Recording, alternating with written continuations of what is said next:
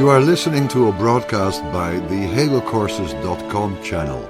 My name is Robert Veen. We need to take a look at the concept of property in Hegel's philosophy of right a bit closer. Hegel speaks about the usage of a thing, which is a consequence of property. But the most important idea, perhaps, is alienation, what he calls alienation. The essence of the right to property or property law is most apparent in the idea of alienation. What is happening in alienation requires first a condition which he expresses in his philosophy of right as follows, paragraph 65.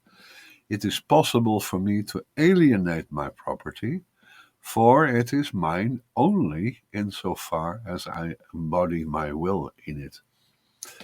But I may abandon a thing, and then that thing becomes ownerless. Anything that belongs to me, I can make ownerless.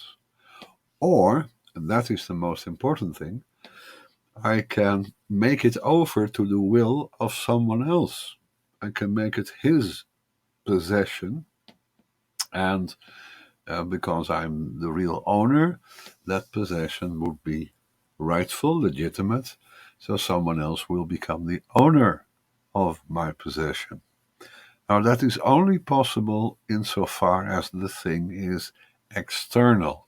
It has to be some external material thing. Then I can alienate my property to become someone else's possession. Now, true alienation is a declaration by the will that I no longer wish to regard the thing as mine. That is true alienation. Sometimes alienation occurs without an express act of my will, but true alienation requires a special act of my will. So, alienation can actually be regarded as a true mode of taking possession, but taking possession not by me, but by the other. So we have several moments now in the concept of property. The first moment in property is to take possession of something immediately, something that I find in nature, for instance. Now, usage or use is a further means of acquiring property.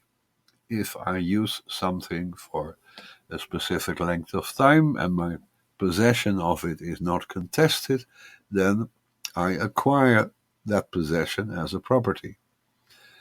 And the third element is the unity of to take possession, the first moment, and usage, the second moment, and that is taking possession of something by alienating it. Yeah, so to take possession means that someone else has alienated it so that I can now become the owner. In this idea that belongs to the characteristics of property, it's obvious that another will, another person is actually involved. And that is one of the basic elements of the transformation of property into the idea of contract, about which we need to speak further.